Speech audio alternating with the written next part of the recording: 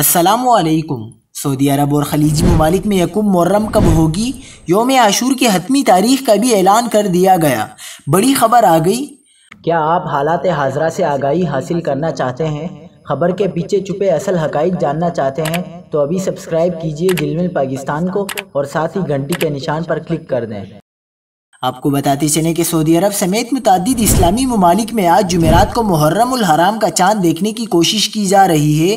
माहिरीन फल्कियात का कहना है कि मुहर्रम का चांद अभी पैदा भी नहीं हुआ है।